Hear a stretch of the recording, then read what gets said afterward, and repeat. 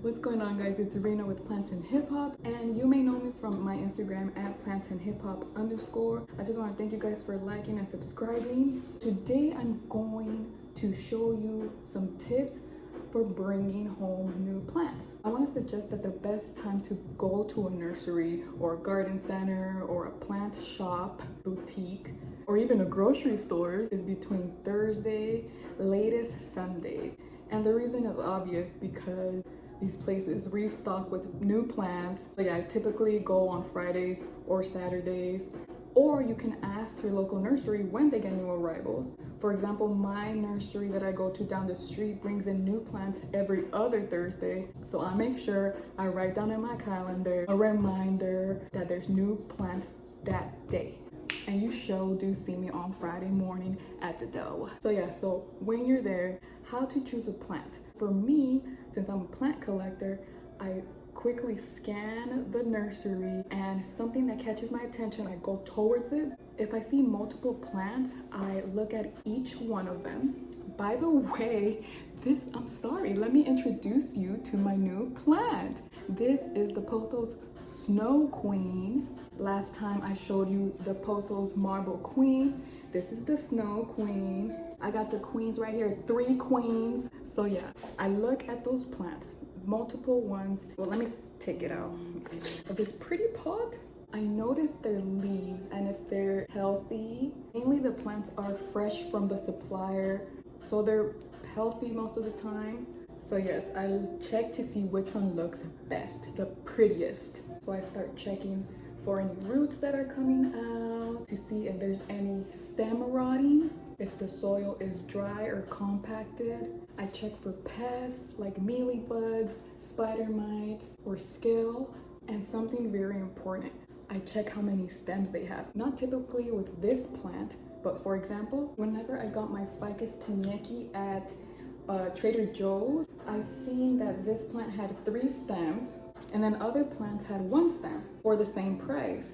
So you want a bigger plant, 3 stems, or if you just want 1 stem, usually I go for the multiple stems, more bang for your buck. So yeah, back to the leaves. Sometimes there may be some browning due to any damage that was caused whenever they were transporting the plant, so that's normal. If the small leaves that are fresh out the stem, the new birth, if those look damaged, then stay away from them. It may be sick. And then the last thing I check is the price. I check to see if it's worth it. I try to remember where else I saw the same plant in the same size container, if I saw it for cheaper or more expensive. And then sometimes I just see plants that are kind of rare. With experience, you'll notice that, oh, I haven't seen this plant before. So when that happens, I just snatch it. Well, not steal, I pay for it. So yeah, this Pothos Snow Queen was $9.99. To be honest, I think it's a little bit pricey. I'm sure they sell it somewhere cheaper, but I don't really see the Snow Queen a lot. I always see the Marble Queen, so a little bit rare to me. I had to get it. Plus these grow super fast. That way I can share some pieces with you guys.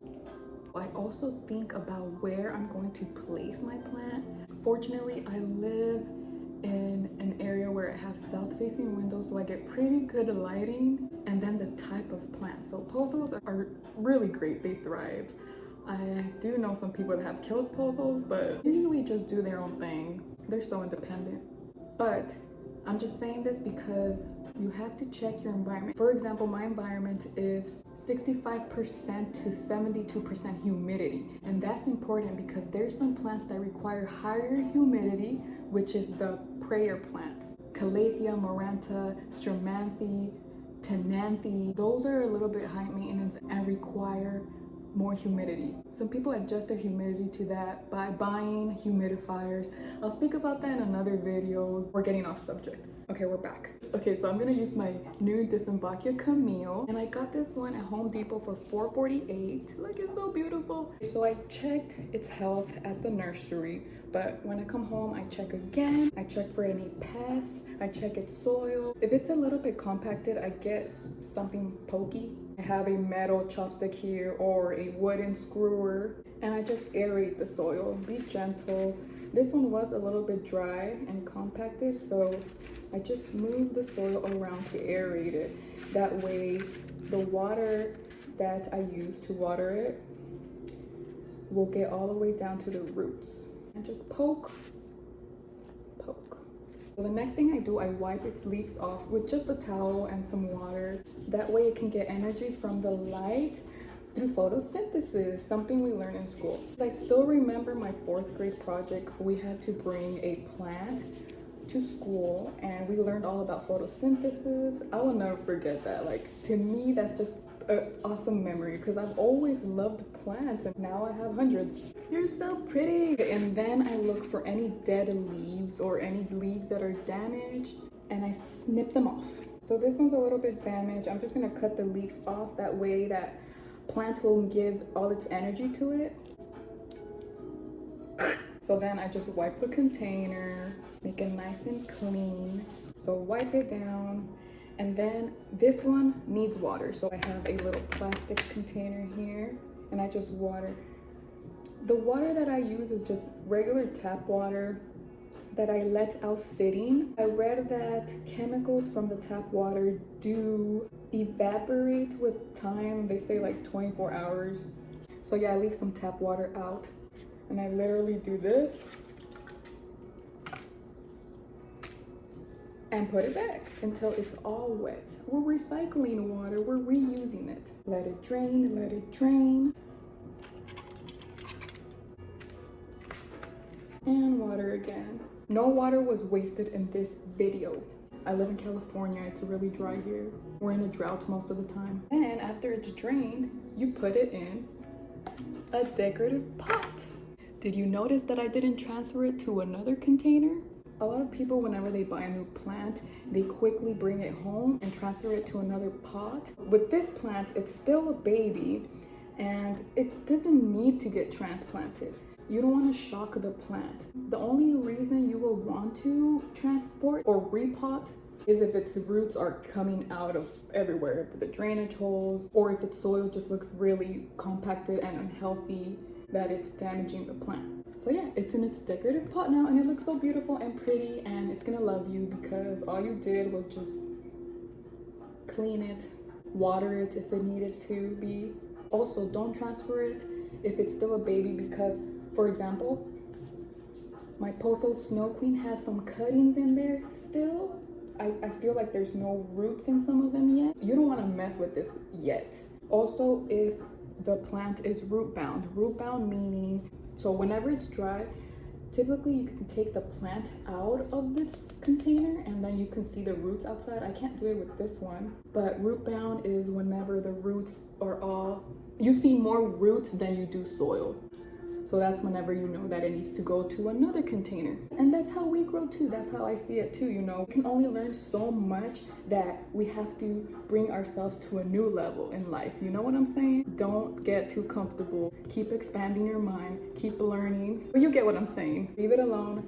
Let it grow. Okay, so I'm going to show you my new plants because I did get new plants and I know you just saw my first video tour. So I want to show you my new plants. So yes, the Dieffenbachia Camille is one of them. You've seen the Snow Queen. Okay, and then my next one that I got is the Scindapsus pictus exotica. This is my second Scindapsus pictus. The one that I have that I've shown you before is my Scindapsus erigeris, Jurassic Park. Okay, so yes, Scindapsus pictus exotica or silver splash. And this one cost me $9.99 as well. Again, you may think it's a little pricey and I think so too, but I don't see these much, so I'm like, let me snatch it. Again, I didn't steal it, I bought it. And then I got this beautiful crocodile fern. This reminds me of my dad because it looks like his cowboy boots. Look at that. It looks like a crocodile. And this one is really special to me. So this is a type of prayer plant. I actually don't know which type it is. I'm still trying to look for it. If anyone knows what this is, let me know. but I know that it's a prayer plant. But yes, this is special to me because I got it for free. I got it from a grocery store. I'm not gonna say where because I don't want to get in trouble, or I don't want to get them in trouble. Anyways, I went in there and the lady gave it to me for free. I think they were getting new plants in, so they were trying to get rid of them. I have no idea. I didn't understand. I was confused. I was shook. So I just took it and I said thank you. And just for that, I'm going to give away some plants. So stay tuned on my Instagram because I'm going to do that. Pay it forward. But yeah, guys, that's it. I hope you liked this video. If you liked it, give it a thumbs up, subscribe, share it. And yeah, I hope you did learn some things. Give me some suggestions of what you would like to see. That way I can make a video for you and give you some information. And yeah, make sure to follow me on Instagram at plantsandhiphop_. And so you can see my daily stories and my posts. Thank you guys so much. And I'll see you next Sunday.